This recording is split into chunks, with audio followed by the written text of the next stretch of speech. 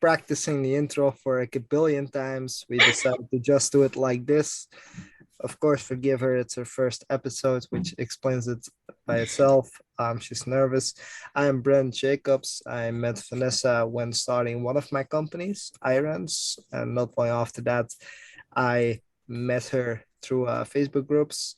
I will be interviewing her as that would make a far more entertaining episode.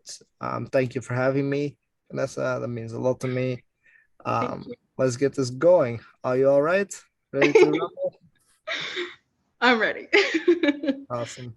Awesome. So I'm gonna start with the light stuff.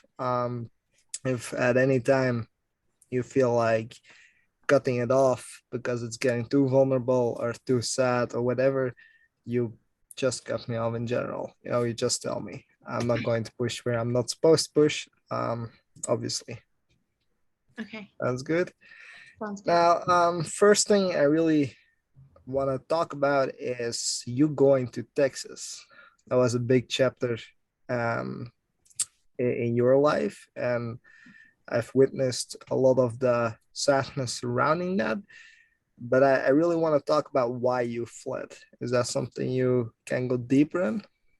Why you leave your family behind without really as much of a word and just settle in a random state like that?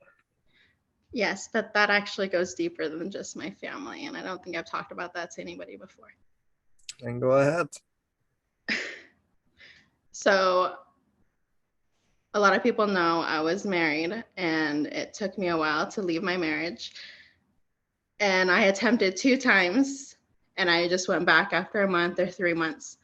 And so this time, I knew that I had to literally leave in a big way to make sure I never went back again.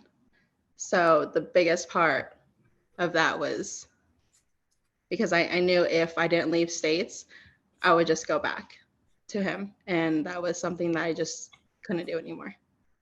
A lot of people, when they're with somebody abusive or um, generally not happy anymore, they tend to either return to that person or stay with them.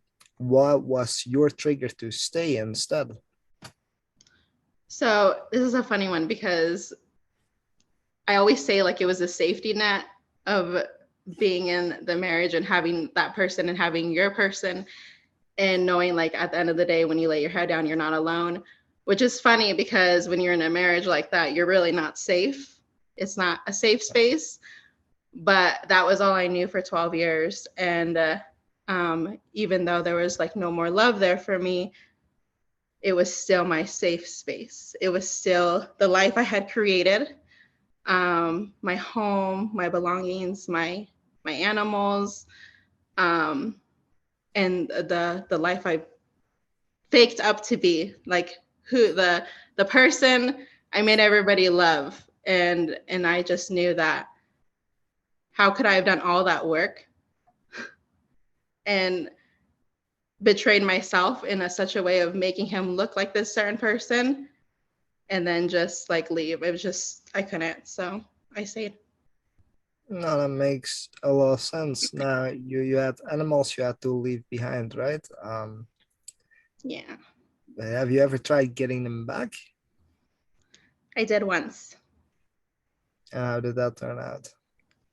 Um, at the end of the day, I couldn't take my boy was Thor. I couldn't take him away from his brothers, although I had every right to legally. Um, I couldn't. I felt like that was being really selfish of me, so I didn't. That explains partially why you stayed, right? But eventually you did leave to Texas, which is a chapter on its own. But why didn't you really communicate with your family first? Because I can imagine that's a big shock for them as well. Yeah, so like I said, I built up a whole like persona for my Mhm. husband at the time on who he was. I made him look extremely perfect. He was he was everything that any woman would ever want, and what I had made up to be. He was the guy that brought you flowers. He was the guy that took you out. He was the guy that bought you pretty purses and jewelry, and all of that was shown on social media. He was perfect, and he was funny, and that's who I made him up to be. But, well, that's what my family knew of him. And they're like, how could you leave somebody that's so perfect? Because I didn't want to tell them who he really was, but he really did to me.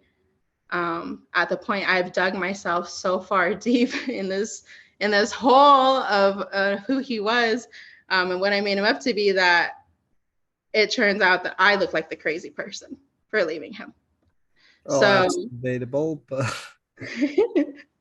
so of course when I left and I told my mom and everybody, they thought I was crazy, and they didn't understand it, and that put a huge, like, what's the word, tear or something on our relationships, with strain. really, yeah, strain, there you go, with everyone really. So because they didn't believe me, I guess I should say. And there was a lack of communication there on my end. So Didn't believe you. I won't be going too in depth on what exactly happened, as I think that's not something should be discussed without concrete evidence, which it's far too late to actually gather. Um, but yeah, if I had a daughter that would tell me that something like that happened, then there's no doubt in my mind that I wouldn't believe her.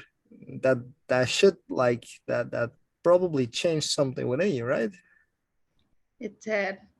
Um, yeah, it did. So my family, like all my life, family, close friends, like they were my world. And I would do anything for them. Like it's always been them.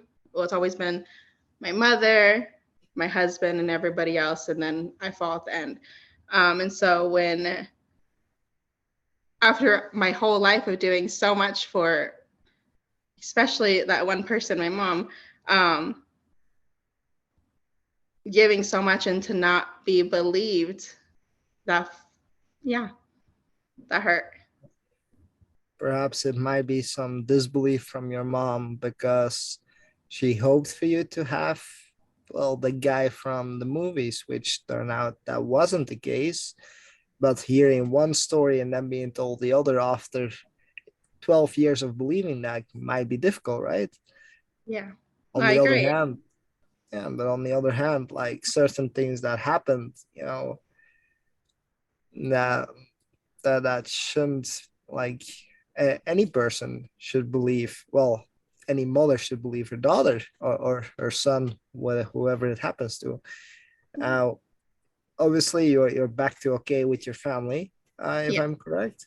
yes. But do you notice that, like, is there still a strain on the relationship in the sense of trust, or would you say that you're perfectly able to go back to how it was?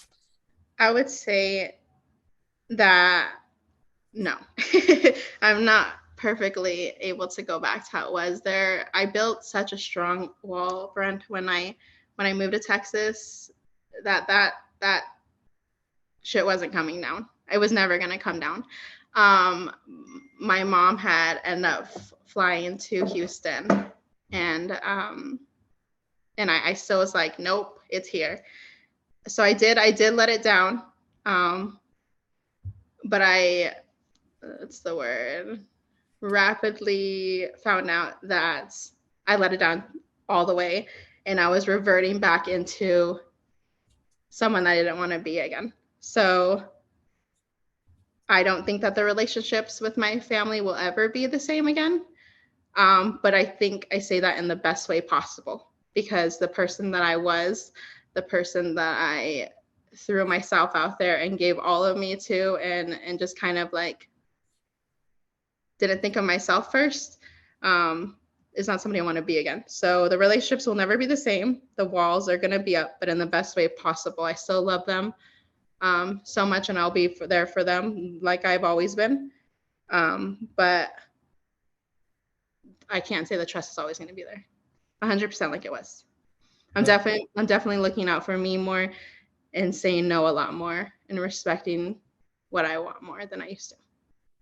Now, a person close to me once paraphrased this sentence or this situation out of a book that I find to be very applicable to the situation of two kids who get to make a wish from this witch.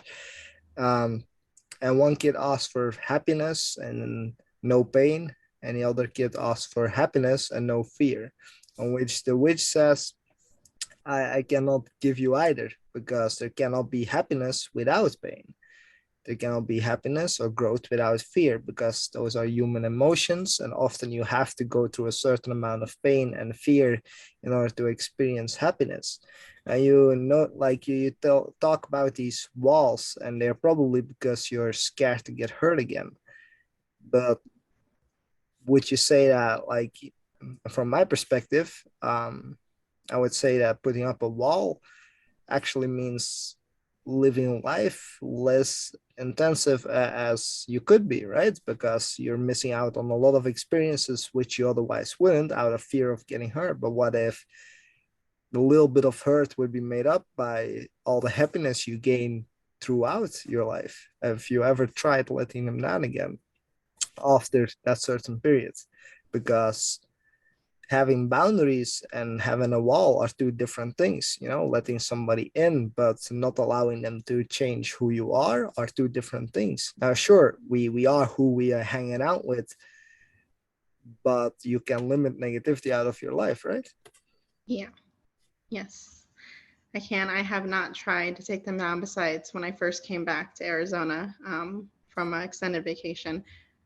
And that didn't go well, but I haven't tried again, no. But you're right. I probably should. The way I see it, often we put up walls because we are so afraid of living that we actually stop living altogether.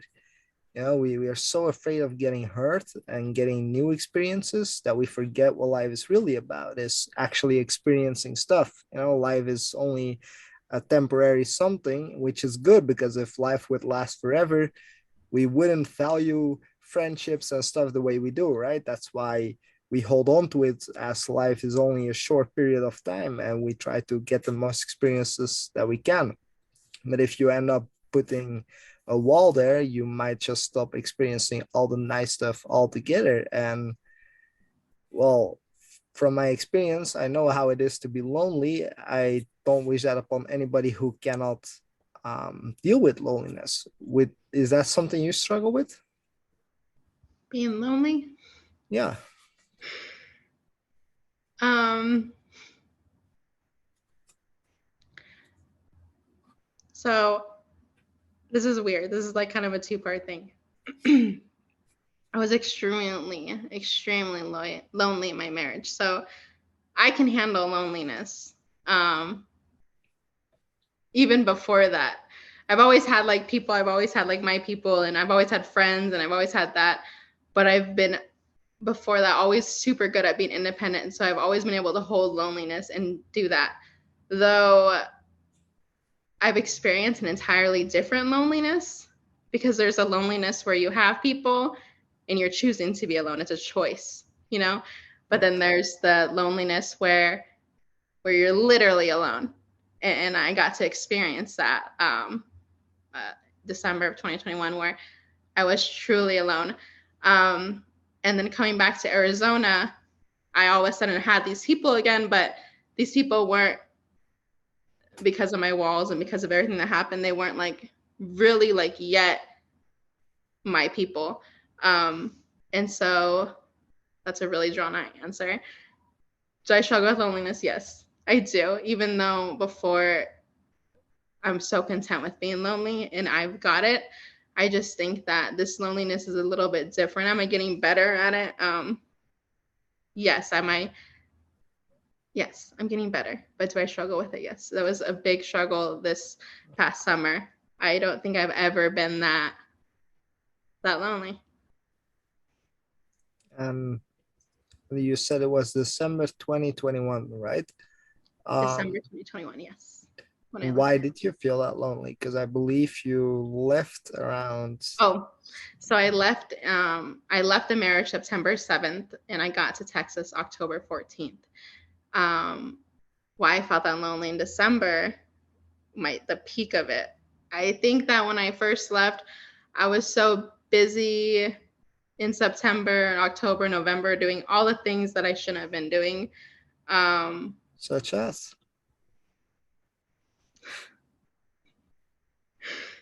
you know, you leave a long relationship and of it being so strict and 15, 30-minute calls every time, wondering where you're at, not being able to live and like really do your own thing. And then on top of that, not even fully putting that on him, but putting it on me of just wanting to have fun.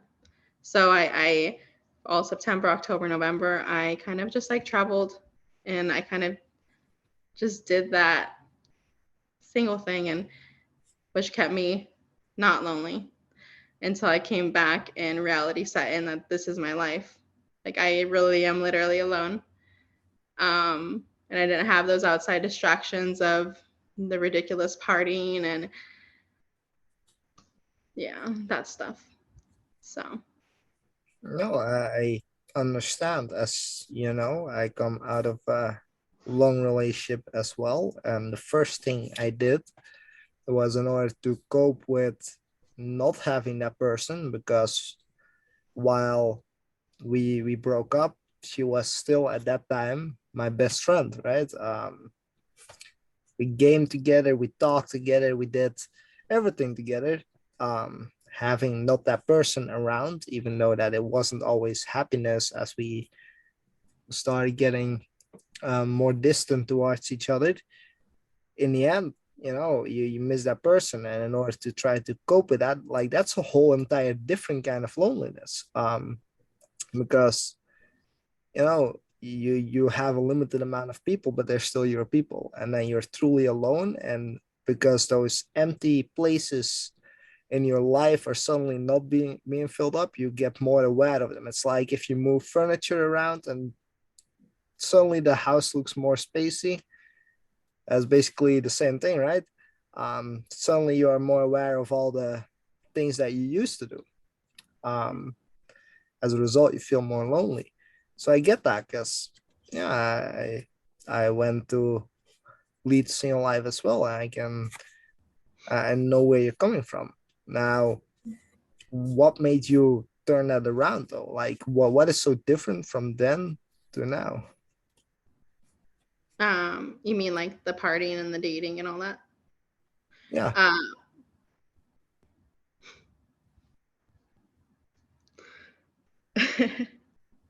so let's come back to that one. From what I can understand, you have often been doing, like, when we first met, you were doing a weight loss thing, Yeah. and you recently started again, right? Where Mhm. you say that is partially, like, I remember you saying something like, yeah, I'm no longer that person. That's more so what I'm targeting is, why would you say that you're no longer that person? What made you see at yourself differently? Like, Like why the what made whole you cut out the personality? drinking, the partying, the Yeah, toss and all that? Okay. like, So what was the trigger for that? um well, I just saw that there were better opportunities to better myself and I wanted to better myself and I had a really good person come into my life that showed me that I could be a lot more. Often we become those who we hang around with, is a very, very well-known quote. Now, all that partying, all that drinking and stuff was your way of coping with that. What were you saying is your coping mechanism in general now that you can't rely on those things? Eminem. Music and and now getting in the gym, or when I really need to think, I late at night, like stupid late at night, I'll just go on drives, like an hour, 2 hours, 3 hours. I'll drive all the way up north and all the way back for no reason at all. But really, Eminem, driving, working out gets my mind like fixed. But yeah, Get that. Now, how long have you been working out for? in general, since the beginning, or Yeah. okay, so I started working out immediately right when I left my marriage. Like literally the first week, I started going hard on it, and then I worked out till about February, stopped a little bit, and then started probably again in April. And then I kept that going until the first week of June. What is the main reason for you every time hopping off? Like, why not continue? Is it a discipline issue or are there other factors? It's definitely depression being much stronger than my discipline at the time. Depression can come in many forms, right? It's a very misunderstood um, mental thing, still very misunderstood, despite all the research backing up the genetics and stuff. You can actually have a genetical depression, which really sucks, a chemical imbalance. Is that something that you're taking action towards fixing, and what kind of action? So I was technically, I don't know if you could say technically diagnosed with clinical depression March of 2020. Um, and I did nothing about it. I just thought, it's fine. Like I got this. Like there's in my head, there's literally nothing I can't do. And so I have till this day, well, no, about a week ago, I still had done nothing about it until I realized that it's probably time to get some help, and that it's okay to ask for help. It's okay to reach out to people and my friends and not feel like a burden. Um, and so I'm finally, yeah, getting help. I'm going to see a therapist and get on medication and fix what's going on in here just to better myself. Are you scared for that? Tremendously. That's the biggest reason why I haven't done it, because everybody knows in therapy after the intake is how you got to that point. Like, what is making you depressed? And in order to find out what's making you depressed, you have to talk about everything leading up to now. Um, and that's triggering. And then when I go and I make posts on Don't Be Brandon, when I started it, every single time I'd sit down and I'd start writing, because I'm like, I would get like a rush of sadness. Like, if you have depression, you know that like you can be 100% okay. Like the day laughing, just doing your thing. And then all of a sudden, it feels like a cloud like is hovering over your body, darkness. And it's like pushing down on you where you just feel so little. And you feel like I'm going down. Like it's happening, I'm going down right now. And the first thing you want to do is, for me, my instinct is to run. Um, Wherever I'm at, could it be in the middle of lunch with my friend? I gotta go. I gotta go. And I come home and I lay down and that sucks. And so I would feel that, and I'd need a way to release that, or I'd go straight to the bottle. People don't really know. I'd go straight to the bottle, and it was one or the other. What are you gonna do, Vanessa? And so I'd write. But writing is triggering because every time you start writing, you're talking about everything that happened. So you're re-triggering it in your body, and that's hard.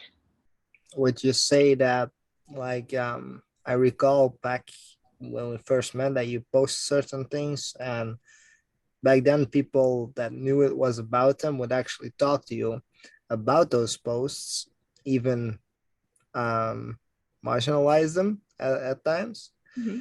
Would you say that alters the way you write posts and that you try to be less genuine in order to not hurt people, or are you still just being as blunt as possible? Um, I think if I'm going to be honest, originally I was extremely blunt and I went out there. And then I found myself when I came back here not writing as much and not talking about as much because I'm scared of being like left again or causing drama or being the dramatic one. And so I did stop being blunt and I did definitely hold back on a lot. Um, yeah, Wouldn't you say though that people reaching out to you about a blog post are the ones being dramatic in most cases? I would agree. Yeah, Then in reality, like I get where the fear comes from, but it wouldn't matter in general because they're being dramatic, right? yeah, And I think if you start Don't Be Branded as a way to express yourself, but now you have to focus on how you express yourself, it's actually counterintuitive. Isn't that right? it is. Yeah, And I think somewhere with Don't Be Branded, somewhere it went from a journal, a personal experience, a journey that was genuinely about you to more of a positive vibed page in order to not upset anybody. While in reality, I think if like in order to think, you have to risk being offended in general.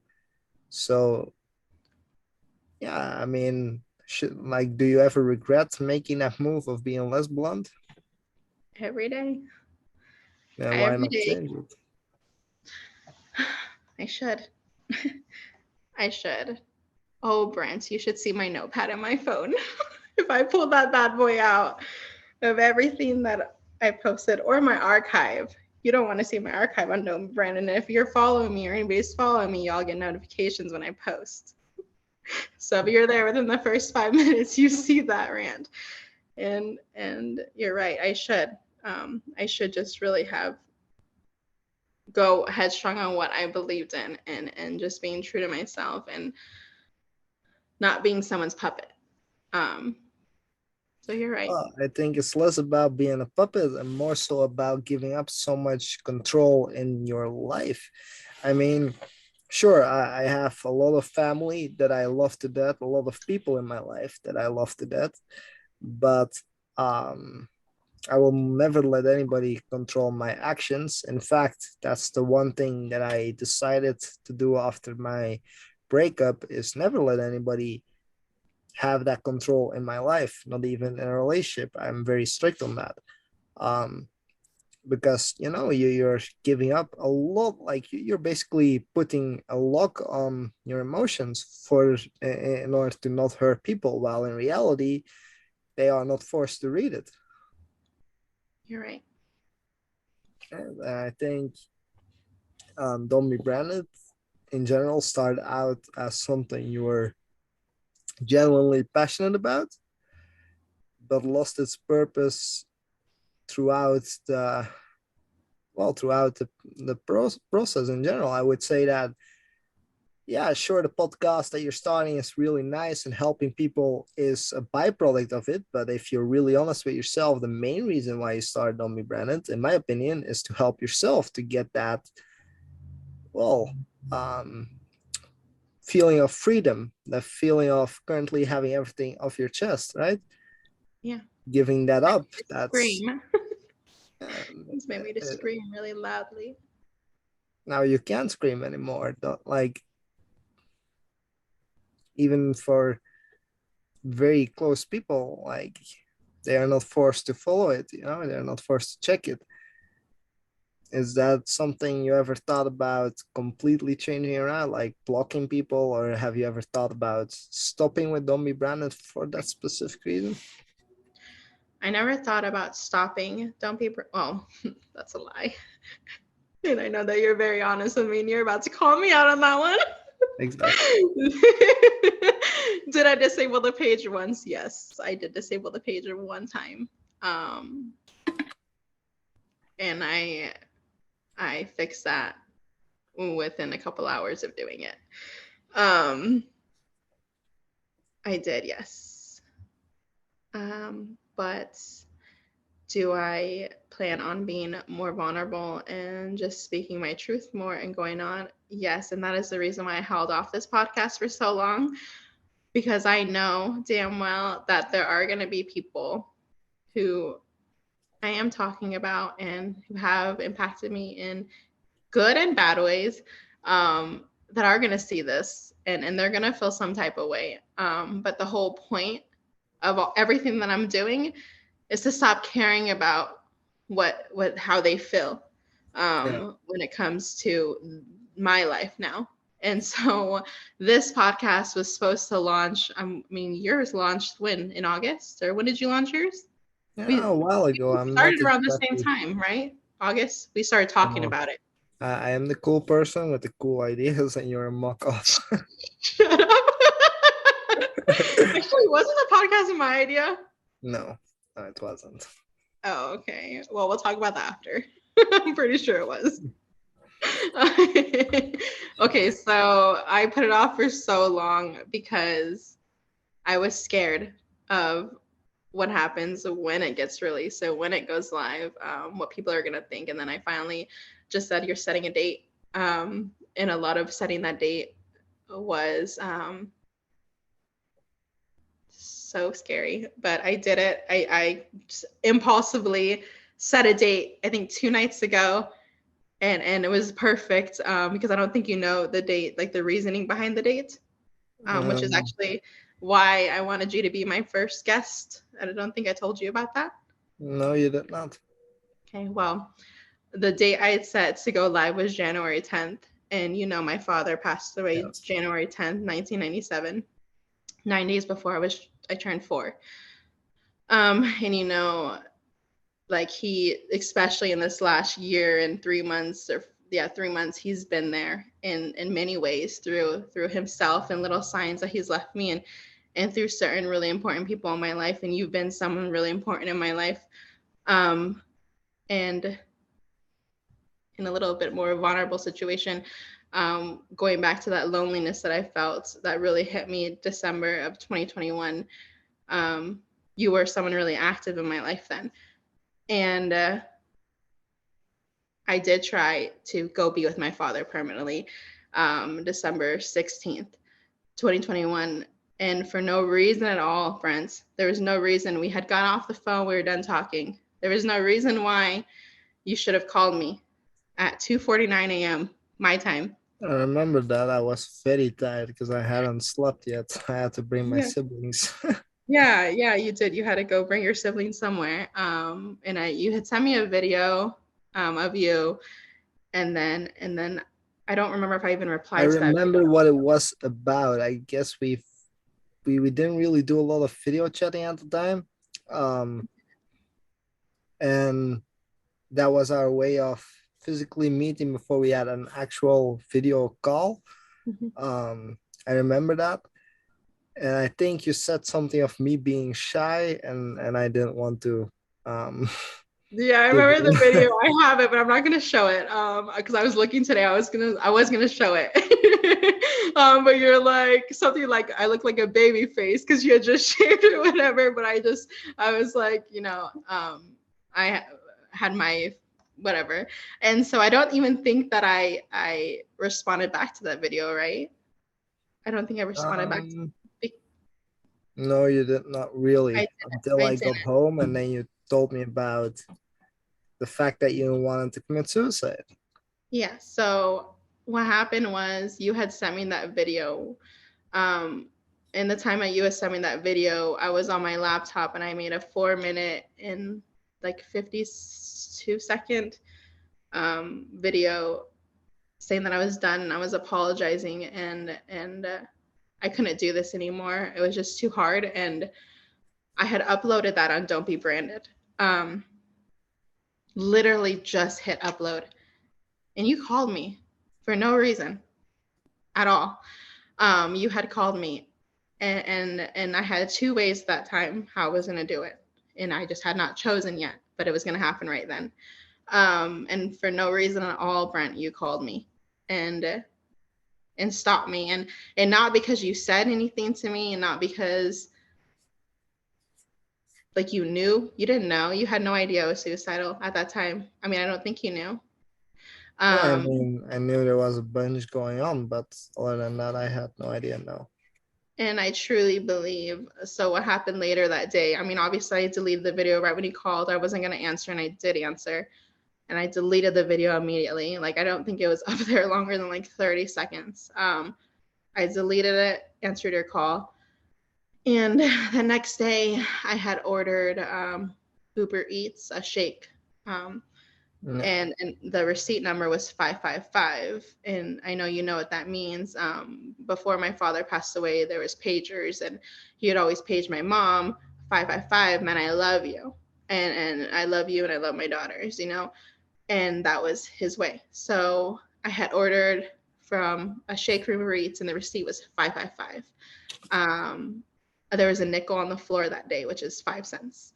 And oh, my employee at the time had texted me saying, I want you to come over for dinner today. I feel like there's not, I feel like you need company. I And he believe that texted me, was Chris, right? yeah, that was Chris. Oh, man, I love that man. And he texted me that at 5:55 p.m. And I knew at that third time, all those fives was my father. And I knew that he had gone through you to stop me. Whether you knew it or not, I truly believe that's what happened. And so that's why for you to be my first guest meant so much. And the day that I'm releasing this January 10th means so much is because you were such a big part of everything. You came in my life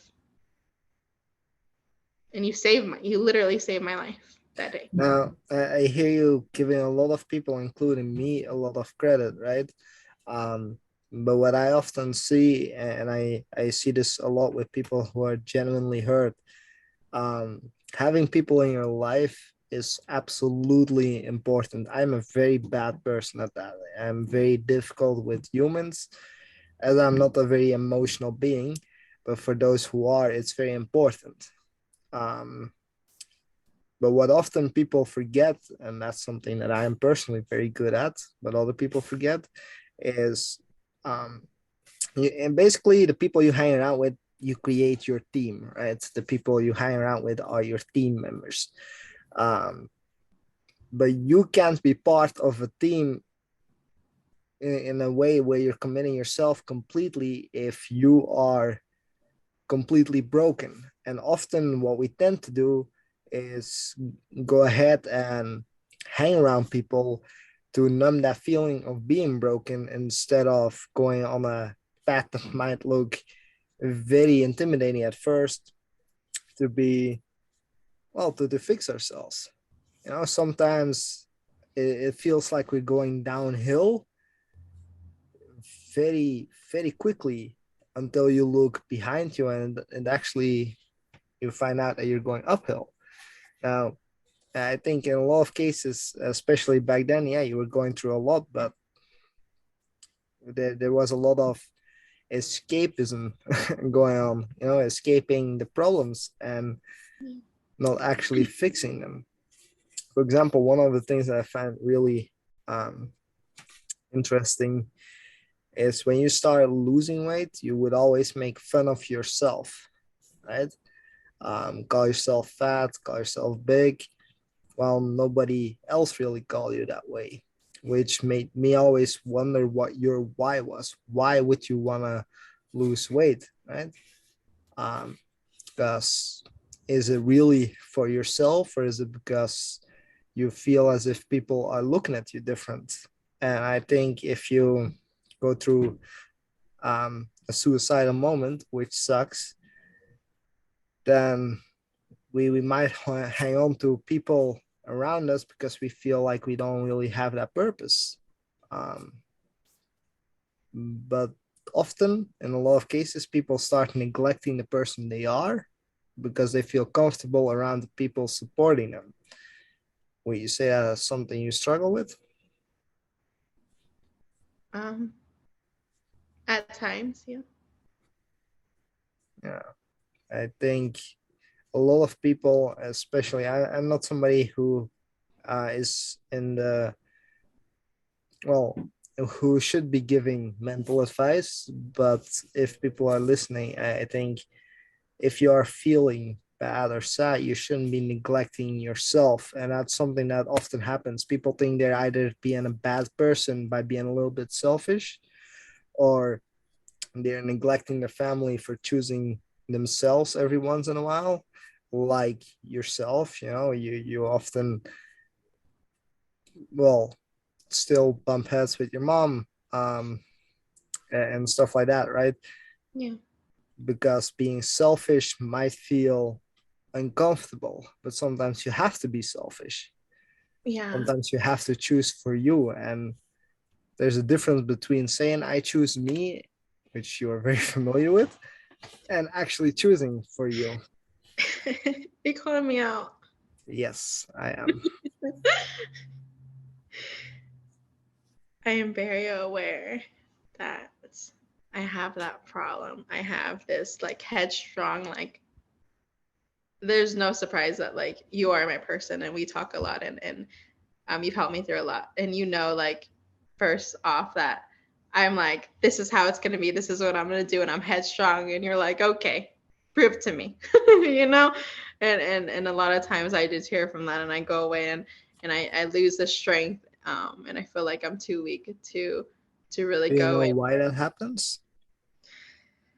I haven't figured that out. Hopefully my therapist will tell me. Often, what people tend to do, and it's very funny, we see that, we see that a lot in during New Year, or for example, when I go work out, I take people with me, and I am a kind of guy, I am very driven. So if I go to the gym, I'm very competitive, and I will pick the biggest badass there, and I will outtrain his ass. So sometimes I'm in the gym for 2 3 hours, but the difference is that I already have that level of discipline because I constantly picked small things in my life to change. Now, discipline is a learned behavior, which often people think they should have naturally, which isn't always the case. It is something that you could be more inclined to have in genetically.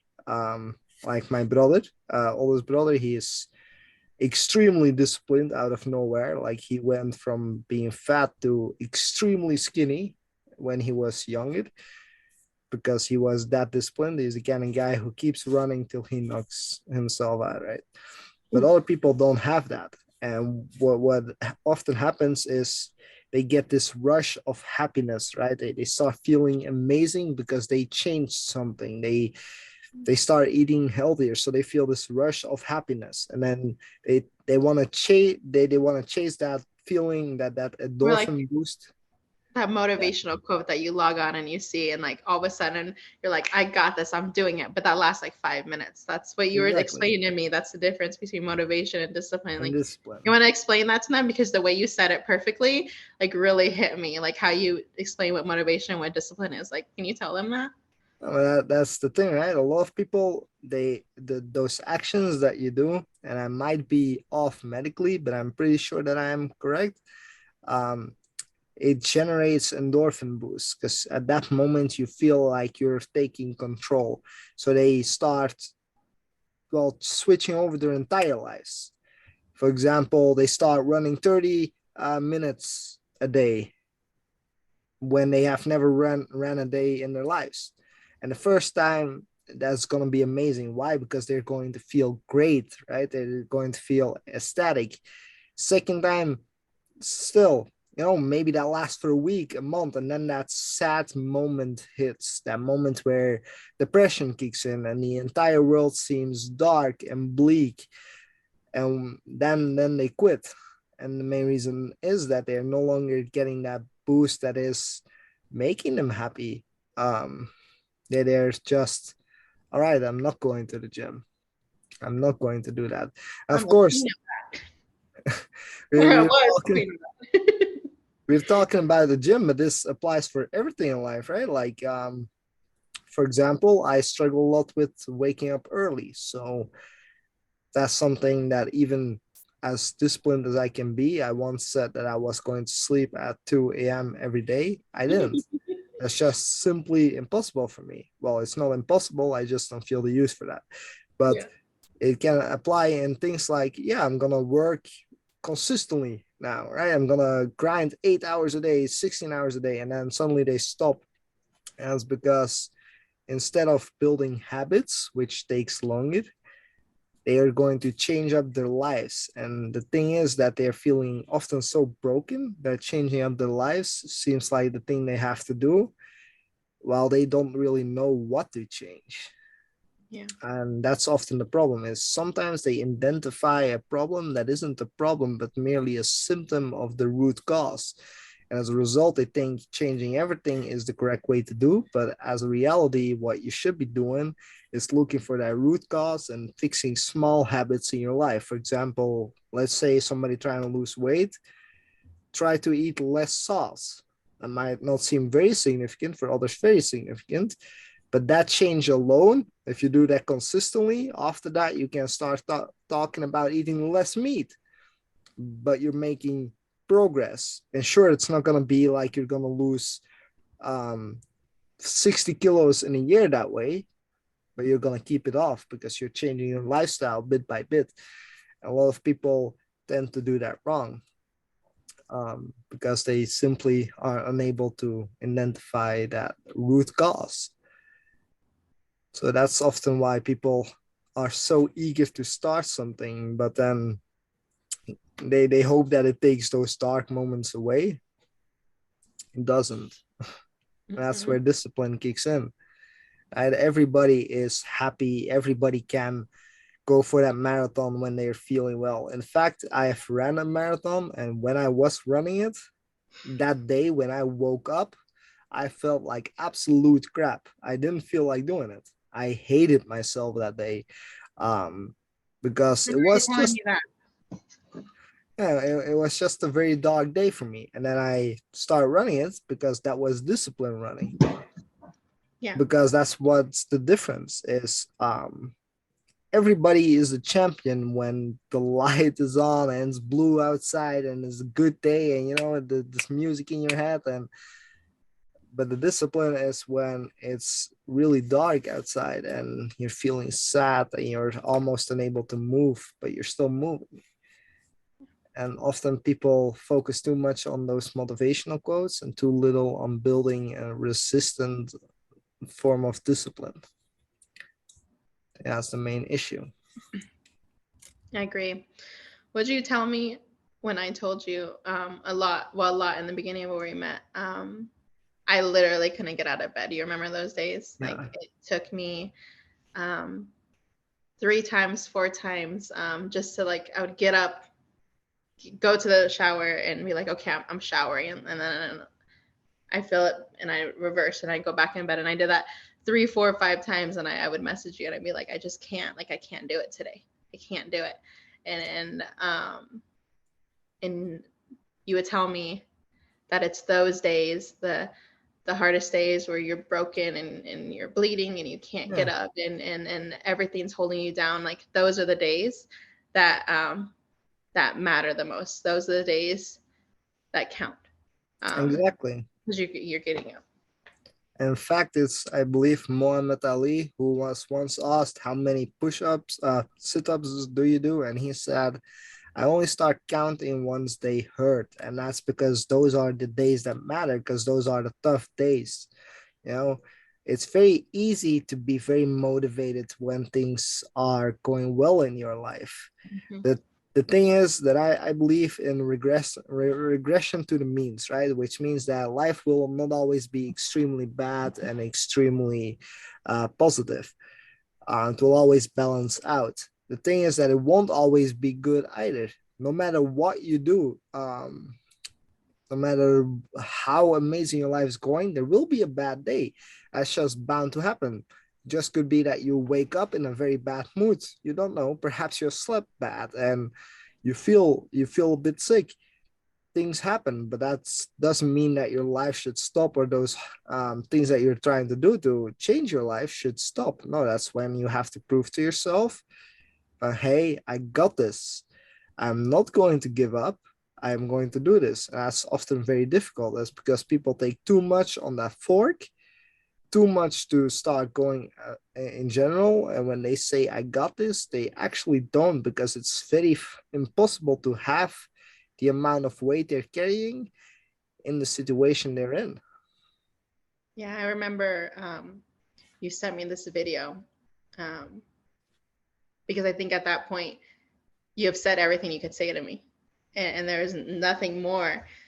And I think that at that point you're kind of just like pulling at things like, what can I do to help this girl? And I remember at that point you had sent me this video, and I don't even remember. I wish there was a way we could answer, like put the video in here. Do you remember what video I'm talking about? The one Yeah. with like the was it the football player? For people wondering, it's a video about it's a certain movie, but this guy has to do death crawls, I believe is what they're called. So basically, crawl to a certain point on the field with somebody on your back, which is very difficult to do, but he was going to do it and he had to do it blindfolded. But he only agreed on like 5 yards and he ended up crawling the entire field. But right when he was about to give up, the coach said, "No, you got this, you got this." He kept motivating him and eventually he did it. But the main reason he did it is because he couldn't focus on the distance. Um, which is often our main problem, is something looks so far away that it becomes demotivating to get. Which is funny because I went to the gym today and it was this guy who was, I would say, on the bigger side. Like I've been big, but he was big, right? And I mean that in the most respectful way because he was there, he was working out really hard. I respect that. Um, but I know that it's not just courage that it requires, like that's not weight you lose in a year. That's weight you do 2 years over, that. And it's very demotivating because the scale isn't always going to go down.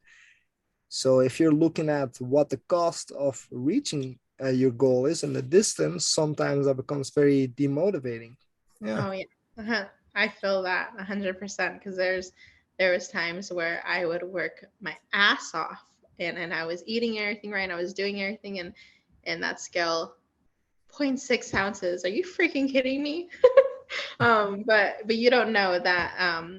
But when you sent that video to me, like I think I just like thanked you, and I was like, that got me up. But I don't think that you realized that for that entire month, actually a month and a couple days, like I think a month and like I want to say it was 11 days or something.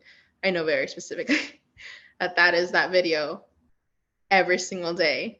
I put that video on. I got out of bed, held my phone, went to the bathroom, and I kept watching that video to make sure I didn't revert back to the bed. And I did not tell you that, but that shit really helped.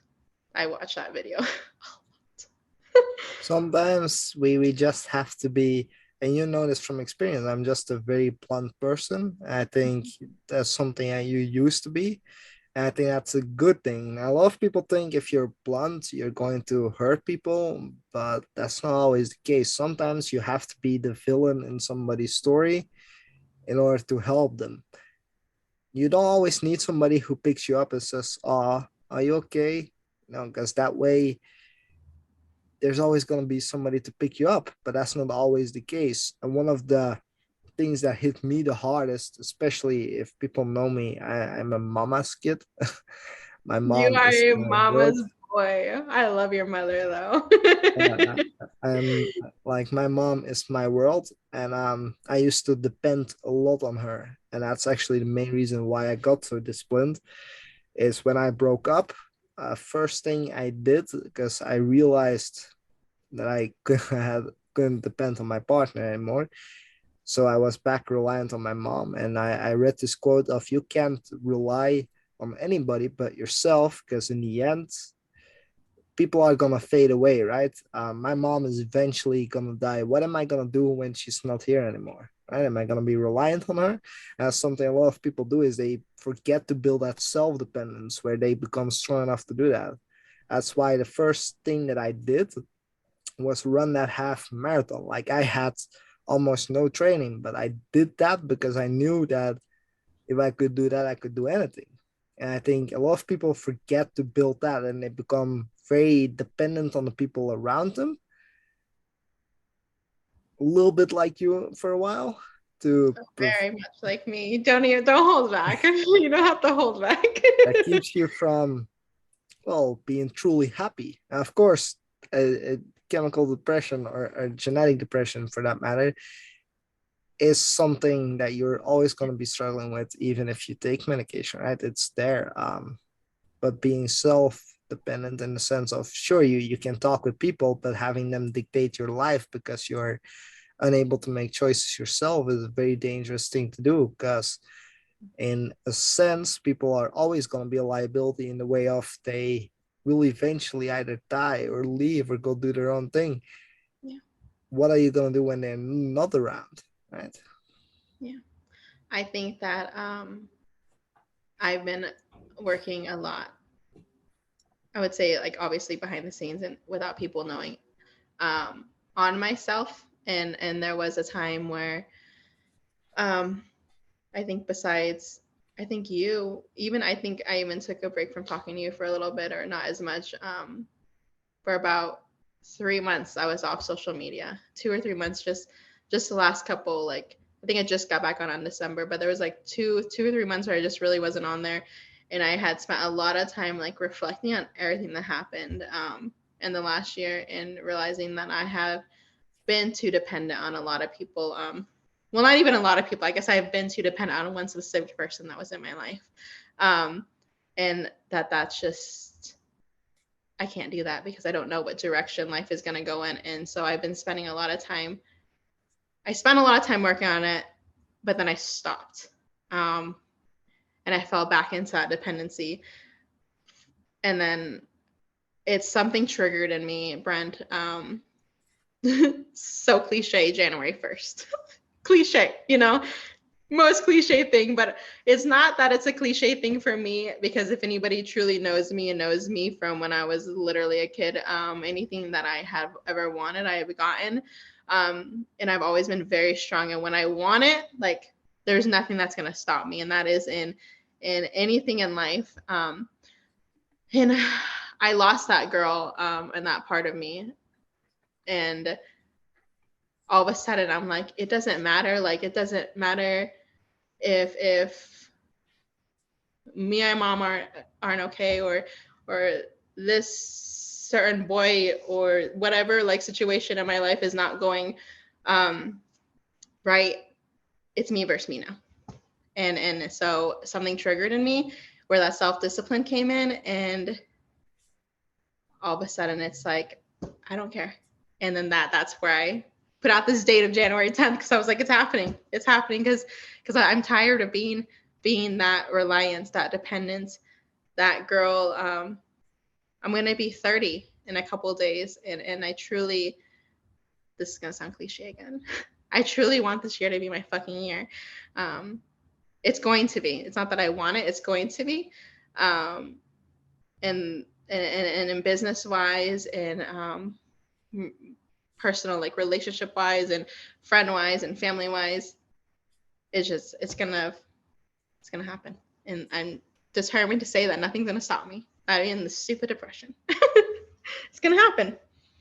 That's very exciting, but that brought something up. You say you and your mom, like, it doesn't matter if you guys are not okay, but obviously at this moment you are. But you guys went through a lot, right? There are certain things that happened. I don't know if I'm supposed to mention them, but let's just say that at a certain point you were very furious, um, at your You can mom for mention anything. doing. You're fine. So for well, you owned your You're company. like, okay. Let's get this I, going. I saw your face. You light up. I know you too well. nothing But is nothing is out of question now. You can talk regardless of what it is. You're good. at a certain point, your company was under attack, is what we call that, right? Mm-hmm. In the business world, um, because your ex was half owner of it on paper, Mm-hmm. and there was a technical, well, thing that could end up very bad, right? Yeah. But you quickly found out that your mom was funding the website, and you were furious at that time, like you were ready to take on your mom. Would you say that that completely faded, or How do you stand The, towards that situation now? the furiousness, the business, what part of it? Huh? All of it. All of it? Okay. Yes, I was. You're right. I think we were actually on video call when I found this out. Yeah. And I remember finding out and you just saw like the shift in Vanessa and I called her and I remember like I was like you told me, well, you said call her, talk to her, like find out the real story first. Is that Ruby? Yeah, she's here for people watching. If you can see her, Hi, that's my daughter, that's my cat, that's my everything. Mama. I love that kitty. Okay, so I remember you said call her, find out the truth first. Like calm down because you know me like 0 to 100 real fast when it comes to things that I Yeah. feel like I'm being attacked at. And I remember getting called like you were just like calm down, just talk to her. Like don't say anything crazy. Like the whole time I just was like looking at you. I was like, are you freaking kidding me? Like this woman is really like she's been helping my ex-husband this whole time with this business. Like and like I'm just like raging inside, like on freaking fire. And I just remember you telling me, calm down, like it's okay, just find out the truth first. Um what that whole situation, how it went down, what I found out, do I still like hold a grudge is basically what you're asking. Like, is there still some like kind of like upset like there? Yeah. Now, for people listening, it might be interesting to get more context in the sense of she had access to her website's backend, but in order to have access, you need to obviously pay your bill. And at a certain point, she couldn't pay, not because she didn't have the money, but because her card was changed, I believe, right? Her ex-husband got her out of the website, and Email, then yeah, card, everything. He took he cut me off my card. He took me off the email. He took me off the website. He any access to business or finances I had no access to. My even my cell phone, my cell phone for that business and my Arizona phone. I kept getting messages. It's like fraudulent. I would use the card. It was fraudulent. So he had said that I had stole it. It just went so much deeper. And yeah, so that happened. And do I feel some type of way of her helping him and that whole situation, how it went down? Yeah, absolutely. I don't think that there's ever going to be a time where I don't feel like she was like, you're my mom, but in you know? general, she helped you, right? That was her plan all along to help you. So what she says, yeah, was that was for me. She did that for me. And at the end of the day is what she said. Yes. Yeah. Personally, because I know she will be watching, I do have to give my opinion, um, which Like might you sound be always rude, do.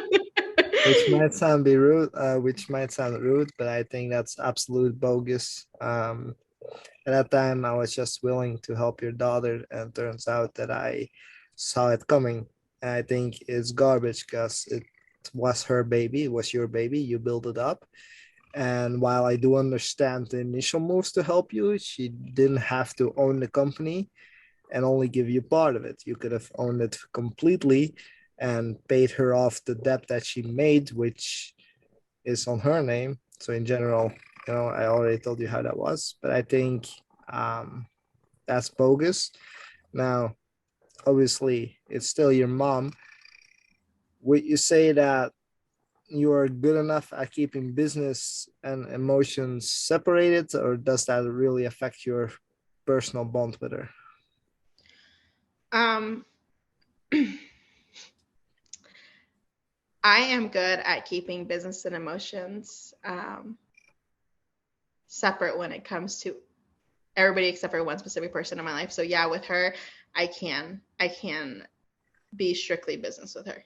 Um, and there's been a lot of times in the situation of owning this business where we've had to have like those tough talks and I've kind of had to have to say how it is, especially in a situation we're going through right now with this business. Um, we had to have another tough talk. Didn't exactly go um, the way either one of us wanted it to go, but there is that line of having to take emotions out of business when it comes to my mom, and And that is something I can do, yes. Would In you any say the situation. same for her? No, No. no. I don't think that she is capable of taking her emotions out of business when it comes to me. I think it's a very difficult thing to do in general. Would you say that, like if Bubba's wouldn't be there, you and your mom would be closer than now? Yes. Do If you she didn't regret take Bubba sometimes? I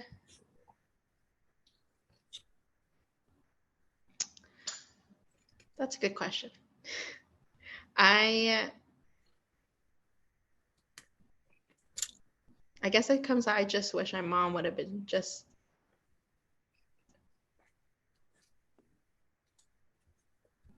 my mom and not looked at a dollar value amount of what could have been lucrative for her future. Can it be that your mom was raised in a specific way which made her quite competitive towards that lifestyle?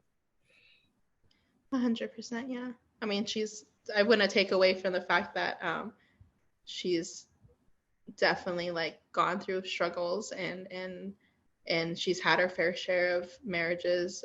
She had a marriage very much like mine actually, which never really talked about, but makes it a little bit harder to believe why she didn't believe her daughter because her first marriage was Brent. I don't even think I told you this. Um, literally, like my marriage with oh, almost said his name with that person. Um, so yeah, do I regret Bubba's? I couldn't say that I regret it because that's my baby, but I could say that I just wish that my mom was my mom. Yeah, more of Does the that make sense? emotional Like, I kind. mean, yeah, Huh? like, does that make sense? Like, Yeah. any what I just say makes sense? Okay, because I feel like I that. Sometimes you would prefer a hug over a check. Yeah, Yeah, I definitely. understand. Um, Speaking about your mom's marriages, Mhm. have you ever struggled with accepting that new dad figure in your life? Yeah, Because obviously, despite your dad being passed a long time ago, you still struggle with it severely, right? yeah, yeah. Definitely, I do struggle with that. Goes into a whole nother subject, probably a part two that we have to do. Yeah, I have to go. So it was a pleasure to be here. I hope that you had a good time. I look forward to episode two, episode three, and all of that. I do hope that you'll become more genuine on your blog post and obviously that your New Year resolution, if I can call it that, I don't know if it's a New Year resolution or an overall change, Yeah, is I have to gonna prove go to you, the right? prove it to me. Exactly. Cheap talk, talk's very cheap, actions speak, right? Yes. Um, but yeah, I wish you the best on that field. I hope you had a good time and thank you for having me. Thank you so much. All right, bye bye.